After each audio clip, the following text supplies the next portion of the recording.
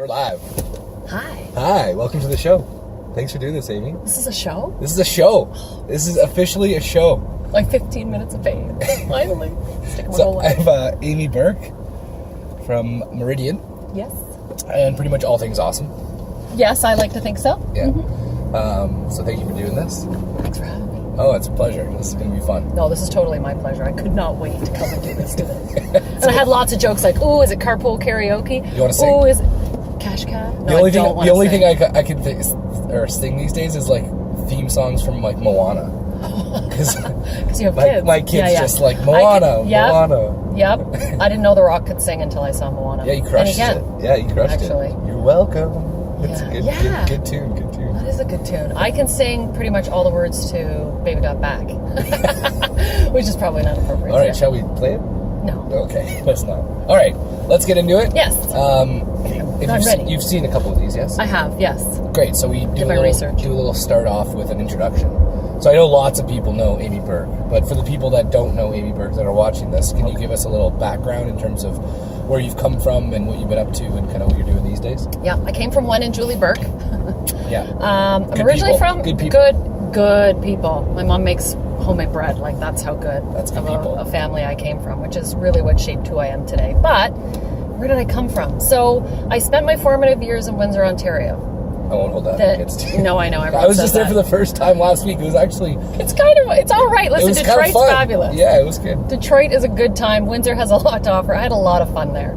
I gave birth to my daughter. My husband lost his job, so we had to move. It was 2008. Oh, yeah, so, that's it, right? So we moved to Port Credit. We sold our house, and we couldn't buy anything, of course, because what we sold our house for in Windsor, you couldn't even buy a parking I didn't spot. know you were in Port Credit. That's where I'm from. Oh, it's beautiful. Yeah, there. nice spot. Yeah, I loved Port Credit. In hindsight, we should have stayed there. But I digress. What are you saying? Oh, no. I'm glad I'm here. But I mean for my marriage, maybe, which is no longer. That's all part of the story. But that'll be a whole other show over wine. Okay. Yeah, all right. So I moved to the Toronto area. I was working for one of the big five. I had been an advisor previously, and I started working for a mutual fund company on Bay Street, owned by one of the big five, and we were wholesaling mutual funds to brokers, basically. Okay. I was traveling to Montreal every other week. In that time, I got divorced. So really the catalyst to me coming to this area was that I sat down with a friend and said, I'm not fulfilled. I know it's going to sound super cheesy, like I had this epiphany, but at the end of the day, he said, you are lacking community. That is the one thing that stuck with me. You're lacking community. You're in Toronto. You've been there for 10 years. You have no friends. You're divorced. You got a 4-year-old. You live in a 600 square foot condo, and you work all the time, but you lack community. And Meridian popped up, probably just serendipitous timing. Somebody said, why don't you check out Meridian? I had no idea what a credit union was. I had only ever known the bank life. I'd only ever known sophisticated mutual fund brokers, go, go, go, go, go. Yeah. Why would I want to do this? And when I interviewed with Meridian, they said, it's different. And I'm like, sure it is. Yeah. That's what they all say.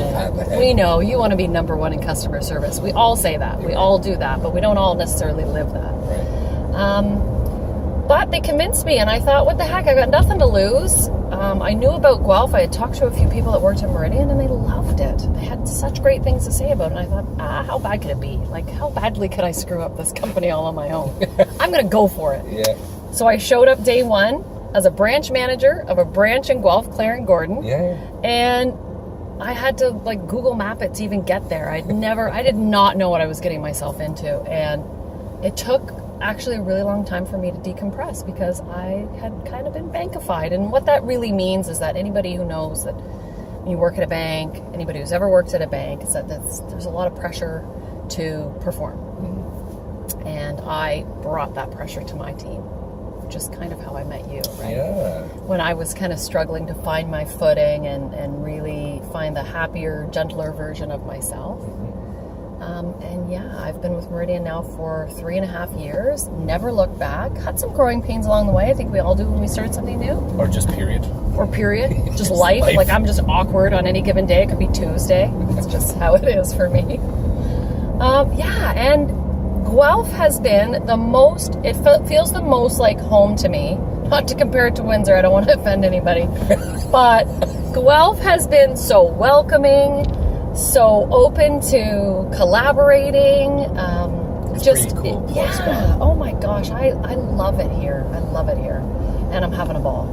So then, just bringing it back, quick second. When you're in Toronto, Yes. and you got this like kind of itchy feeling that something's not right and you got to make a change. Yeah. Was it the feedback that prompted you to do the change, or was it something that you needed to do and then you just ended up talking to people and then it kind of just reinforced that you got to make that leap? Yeah, you know what?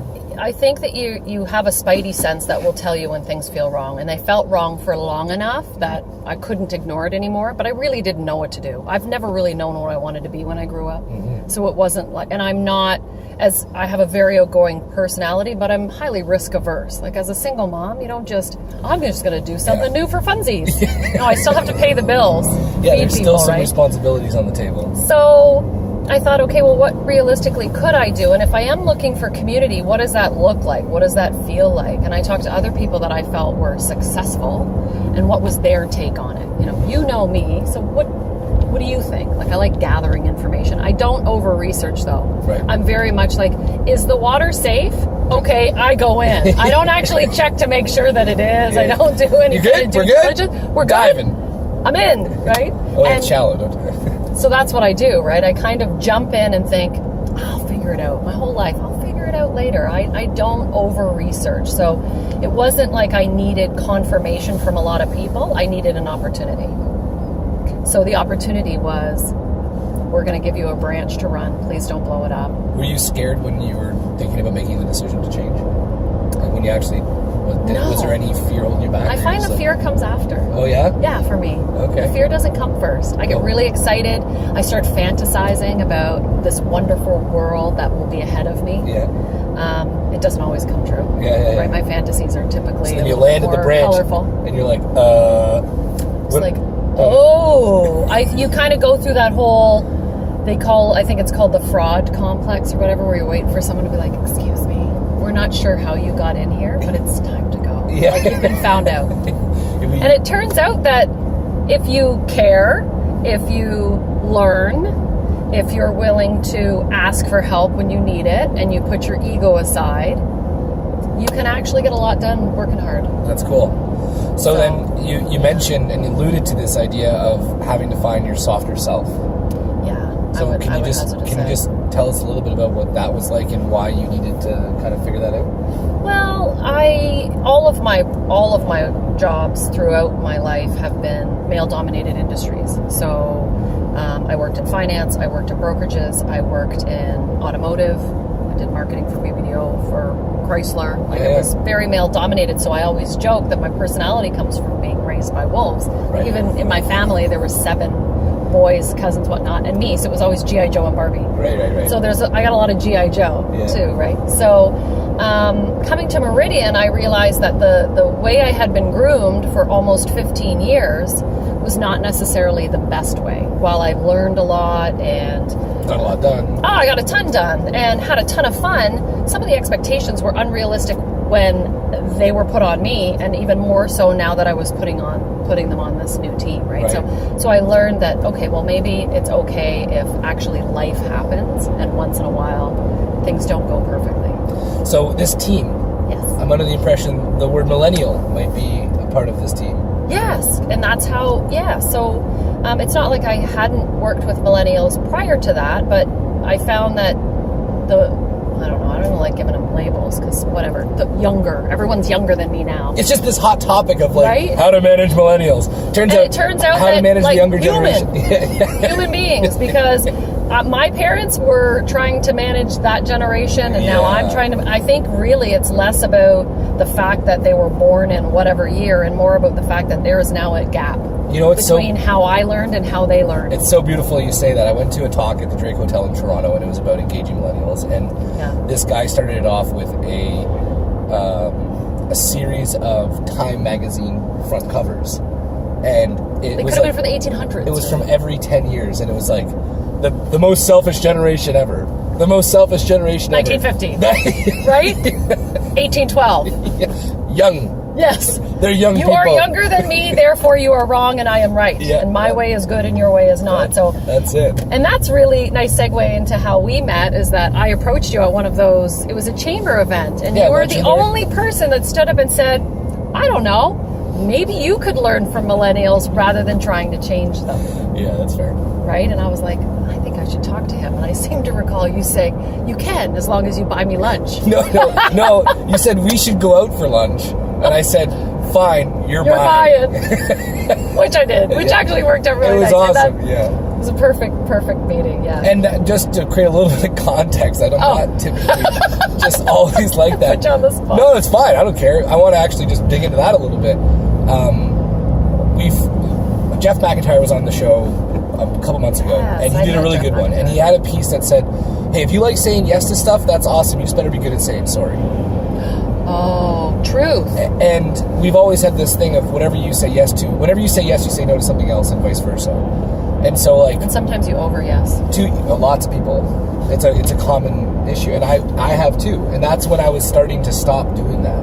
Yeah. So Like if- FOMO. So if almost. somebody was like, "Nah, that's a little bit aggressive. You want me to just like buy you lunch?" and you just stated that, then I'm like, "All right, cool. I got shit to do."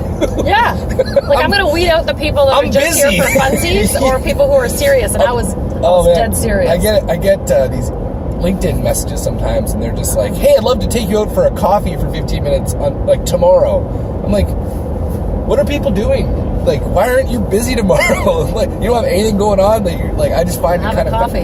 I kind of find it fascinating. But hey, good on them for asking, and that kind of segues actually into okay. business development. Yes. So this vague term that encompasses so many things, but no one really understands what it is. I know. I feel like it's a misnomer. Like my title now is business development manager, so I'm no Right. longer a branch manager. So like, what I'm do you now do? an extension of all branches. Right. So business development to me is a misnomer only because it's not that I'm not developing business, I guess, but really I think I'm developing relationships. So I tell people I'm a brand ambassador. Yeah. Like I am the cheerleader for Meridian. You want to know about Meridian, you want to get excited about Meridian, you come talk to me. Cool. Because if you're not pumped up afterwards, you should probably not come in. Yeah. Right? Like I live and breathe this stuff. I believe in what we do. We're not perfect. Yeah. We'll mess up as often as we're run by humans. Yeah. Right? We make mistakes. I think the difference for us is that it's what we do when we make a mistake that makes the difference, right? I think the measure of a company is not that they make the mistakes, because everyone does. Yeah. It's how they rectify those. Big time. And there is not one person in the company that doesn't care. What's interesting, so Karen Bilton was on the show, Yes, who I and adore. she said very similar verbiage. She was when she was in the interview process and trying to make a decision whether or not she wanted to join the team, and they were saying, like, it's different here, and she was like, yeah, sure, everywhere's different, but then she was like, it actually is different. It is different, which is super cool. And the difference is, honestly, if I can break it down, I think the difference for me is that I work for a company that cares as much about my own well-being as they do about the people that I service. That's cool. And that matters. That's why people like being at Intrig. You do fun stuff. You see it all the time. You do things for them that make them feel valued, important, make sure that they are well, that you understand that their family is going to be more important than somebody else's website, let's say, right? Sometimes that's absolutely true. Sometimes, No, it's right? true. Somebody absolutely. can pick up the slack, but Family's if your first. kid's sick, Family's you gotta first. go home. Family's first. And I've never had the conversation at work where someone says, I don't feel like you're committed because you had to go home because Zoe was sick. And that's happened, right? Like, Yeah, no, of I course. am committed, but this actually takes precedent, and I would like the flexibility to be treated as an adult in a position that you've given me all this responsibility. Which is also a really cool idea. Right? You were going to finish a thought. I wanted to bring something in there. Finish that thought if you want. That's the thought. Okay, cool. So, one of the things, we do these information nights for people that are looking to apply to be part of Intrigue. Mm-hmm. And essentially the whole idea is to give them kind of like a 2-hour, hey, this is what it's like here, and like, don't apply if it's not something that you're excited Right. about, right? But That's smart, actually. in doing that, we talk about one of the concepts, which is work-life integration, not work-life balance. Yeah, And no they're balance. Like, and they're like, what? And which is kind of different, but I kind of took it from Tony Shea, from Zappos. And the whole idea of work-life integration is that if you have a sick kid, or you need to go to the dentist, or you have to change your tires on your car, then you go do that. You know, you don't take a sick day, you don't have a half vacation. Just go deal with your life. And then if it's crunch time and it's Saturday and we got something that we got to get done that just we couldn't get to for whatever reason, you got to put her nose. It's Saturday. Put her head down and get her done. Yeah. And I think that's really important. So to hear that there's another organization, and Meridian's like an institution, right? Like it's a huge company. Yeah. And it's the largest in Ontario. And getting bigger and bigger and bigger. Yeah. To hear those values come through in such a large organization is really cool. And that's something that I imagine it's something that Intrigue's doing as you expand. As we expand, our leadership meetings, what we talk about is not the expansion. We talk about how do we remain true to our core values while we expand. Yeah. Because if you've grown up in the credit union space, your fabric and the DNA of you is actually much different than the people that are coming in who have been bankified, right? So as a term. So you come in, you're a little bit more intense, you're a little bit more pressure and performance driven. Numbers. Right, like, did you sell 5 products? Yeah. Okay, we don't care about that at Meridian. We want you to use our products, but there's no number attached to it. So it's about how do we share that culture as we bring people from outside in? And how do we remain true to what's important to us fundamentally? So when circling back then to this millennial piece, this younger generation that is just wicked smart and all over the place right now. Yeah, crazy smart. What have you learned in the last couple of years since that lunch and learn that you could maybe share with everybody else that's watching about like, hey, here's a tip that you might want to consider when working with a younger generation, in this case, millennials? I think that we're easily swayed by things that we read. I think that we typically make decisions with about 5% of available information. So I think it's very easy to make assumptions. If somebody comes in perhaps a little lackadaisical or a little bit tardy for work, maybe they're 15 minutes late, what's the big deal? It's not because they're entitled. Maybe that isn't something that they have been groomed to do or understand the importance of. I find that it's not enough to just say, do as I say. It has to be, this is why this is important, and offering context and understanding that this can be a mutually beneficial relationship. Because I will tell you, I have learned as much from the people who are younger than me, probably more so, than I've ever taught them.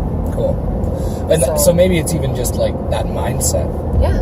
Just instead of trying to figure out how to manage a millennial, why don't we figure out how to partner with a person? Or how about you take the time to find out how they think? Because how I think, I assume everybody thinks how I think. What do you mean you don't think like I think? There's got to be a term for that. Right? Yeah. And so it turns out that I can have 9 people working with me and none of them think like I think. So does that mean their thinking is wrong? Right. Probably, because it's not my way. But honestly, maybe taking the time to figure out someone else's perspective or why they think, or what their strengths are, and instead of trying to squish them into whatever it is you need, saying, okay, well, you're really strong with numbers, so why don't we have you do this part of the role? Yeah. You're really good face-to-face, why don't you make phone calls? Why would you force the one that's really bad at it or really awkward at it to do that? So that's probably some of my learning, is just being a little bit more flexible. Awesome. A little bit more fluid, yeah. Okay, so just switching the page, or turning the page then. We talked a little bit before this. I'm not sure if anybody's got this yet. Amie can be a little passionate, like just a wee bit, and in like the best ways. And I'm a passionate dude too. Yep. And I find with my passion, it's probably one of my biggest strengths. And at the same time, I find that people's biggest strengths are typically also their biggest weaknesses. Yes.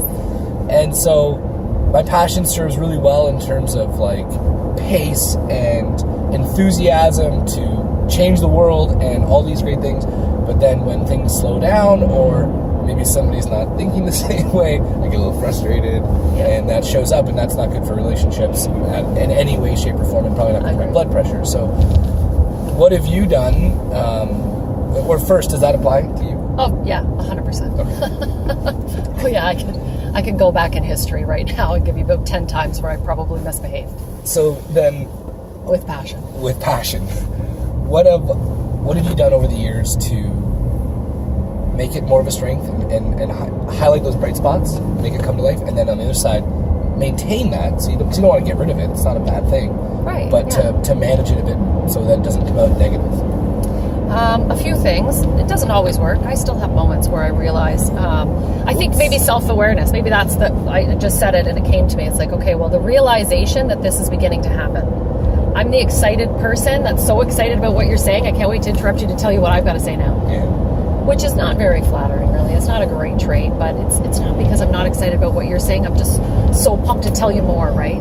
And then on the flip side, passion can also come out as anger, frustration, impatience, which is also not really effective certainly if you're coaching people, or if you're dealing with an unhappy member, that sort of thing. So I think taking a step back, taking a deep breath. If you have the time, like anytime anybody's received an email that was frustrating or pushed a button, like maybe there was a little word bind in there that really hit home for you, boom, like I'm going to react. But your gut reaction is give it right back, because that feels good in the moment, right? But in the long term, I've realized that reacting passionately and emotionally, especially when it comes from a place of anger, never beneficial to anybody. Feels good for like a minute moment, but otherwise there's a lot of damage control that needs to be done. Yeah, that's cool. So I would say, what have I learned? Be a little bit more self-aware. Apologize when necessary. If you've already exploded, all you can do is damage control Just at that step point. up. But try not to have that explosion. Recognize that you're feeling that way, and maybe say, this doesn't need to be handled right now. I don't need to respond this moment. I know that people feel compelled to respond to an email within seconds of receiving it, but there's no rule that you have to. Even in face-to-face communication, same thing applies. Take a deep breath and say, I don't think I'm in the right frame of mind right now. Yeah, that's a really Sometimes, cool tip. if you have the time, remove yourself and watch it like a movie. We were talking about family stuff. Sometimes I remove myself from the situation and say, if my friend were asking me to give them advice on how to handle this situation, would you say what you're about to say now? It's that paradigm shift that occurs in your brain when, if you were talking to your granny, would you say this? Then maybe you could pretend you're talking to your granny when you respond. That's and then great. maybe you'll have a kinder, gentler response, or more appropriate. Yeah, I guess it depends on your granny, but for the most part, I think you're right. My grandma was kind of crass, but that's a different Maybe story we'll use your altogether. granny. I'm just joking. We're going to add a lot of things to the next meeting. What you just said, though, was brilliant, and there's a great read on that. It's called Decisive. It's by the Heath brothers. They also wrote Made to Stick and Switch, and they're brilliant. Yeah. And one of the ideas in Decisive and how to create better decisions is that idea exactly. Widen your perspective. If someone were asking you for your opinion on how they should handle it, and frame your situation in that perspective, brilliant. It's often very different. So I don't know if this has ever happened to you, but somebody will often come to me and say, would you mind reading this email and see whether or not it comes across rude? And I say to them, who do you work with that you really adore? Well, Rob. Okay, would you write that to Rob? Because if you wouldn't write it to Rob, you shouldn't write it to Susie. Cool.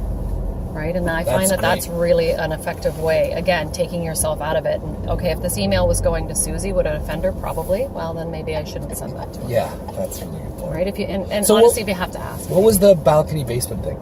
So the balcony in the basement is truly your strength and your weakness. Balcony being a strength, right? You shout from the... Look, hello, so everyone! Yeah. I'm passionate! Yeah. And in the basement's where I can be a real bee. Ask anybody who's ever loved me how passionate I can be and how not fun that can be, right? So the balcony in the basement is really the balcony being... Recognize it as a strength, and how can you continue to utilize that as a strength? The basement of that asset to you, how is that detracting from who you are? Yeah, that's cool. And my anger, maybe, my response, my reactive, explosive nature in tense situations, that would be a basement I could work on, right? Bring it up to a balcony. So that's that's cool. all that. That's a cool frame. Framing. Yeah, no, I love I'm it. visual. Yeah, no, that's really so cool. I like a story or a picture, right? So then, one thing I ask everybody, one thing you'd go back and tell yourself, 10, 15 years ago that you wish you knew then that you know now. Oh, stop taking everything so seriously. Like, honestly. That was easy. You didn't even flinch. No, you know what? No, I say, because there are a million things I'd like to tell myself.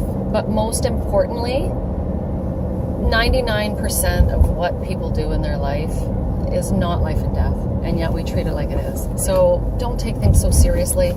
Try not to take things so personally. A lot of what people do has nothing to do with us. Nothing. And everything to do with them. So if you're going to take it personally, it's going to be a tough, tough life. So take a deep breath. Don't take everything so seriously. Don't take it so personally. I think that's probably what I tell myself. That's awesome. Yeah. Anything going on right now in and around town that you want to tell people about? Oh, well, I'm going to Waterloo tonight. I'm going to Settlement Coffee, which Sounds I'm awesome. so pumped. Yeah. Apparently Abe Herb owns that, which I think is a very cool collaboration. Yeah. Beer, coffee. Hello. Love it. Hello. Hello, two of my favorite loves. So, I'm going there for, it's called Owners Wanted. We're partnering with Futurepreneur. We're going to talk to entrepreneurs about helping them out with finances and cool stuff like that. So, Well, and I mean, like, I gotta say, getting your finances straight out of the gate, just getting your finances straight, it's so important. I work with so many business owners, and I get floored sometimes with how out of shape the numbers are, and Yes. to the point where I heard this like even 2 weeks ago. Looks like we had a great year last year, and I just was like, well, what do you mean? And they're like, well, we're getting our year end in. I was like, when's your year end? They're like, oh, July. I was like, so wait, you didn't know during the year you were having a good year, and then it was 3-4 months later that you found out you might have had a good year. And they're like, yeah. And I was like, what? That is insane. I was like, how could you possibly? you know why? They don't teach it in school. Yeah. Unless you take business in university, you don't even get the basics, like how to manage a credit card. People still think that carrying a balance on your credit card somehow improves your credit score. That's not true. There are a lot of fallacies. That's not true. Not true, folks. Pay it off if you can, right? Yeah. In fact, I use that as a dating screening. Okay. Do you pay your credit card off in full? If so, we can go for dinner. Yeah, If not, we should talk. But your financial institution can offer you this advice for free. So while I'm here talking about my love for Meridian, if you bank with anybody, they can offer you that financial advice free of charge. So take advantage of it. If you're not getting it, ask for it. Awesome. Thanks for doing this. Thanks for having me. All right, see you guys. Ciao.